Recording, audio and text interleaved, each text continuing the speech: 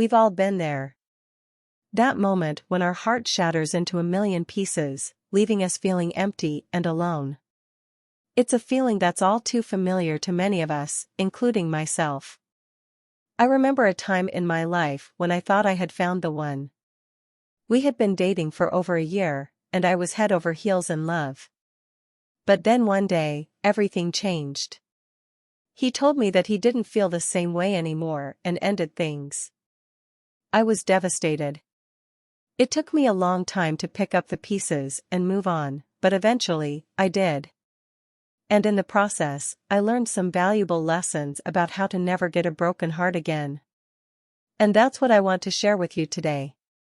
Tips for never getting a broken heart again. Tip number 1, don't settle for less. One of the biggest mistakes we make in relationships is settling for someone who isn't right for us. Maybe we're afraid we won't find anyone better, or we think we can change the other person. But the truth is, if someone isn't making you happy, they're not the right person for you. It's important to know your worth and not settle for anything less. You deserve to be with someone who loves and respects you for who you are. Tip number 2, learn from past relationships. Every relationship we have is an opportunity to learn and grow. When a relationship ends, take the time to reflect on what went wrong and what you can do differently in the future. Maybe you ignored red flags, or you didn't communicate effectively. Whatever it is, take ownership of your part in the relationship's end and use it as a learning experience for future relationships. Tip number 3, don't lose yourself in a relationship. It's easy to get caught up in a relationship and forget about our own needs and wants. But it's important to maintain our own identity and interests, even when we're in a relationship. Don't sacrifice your own happiness for the sake of the relationship.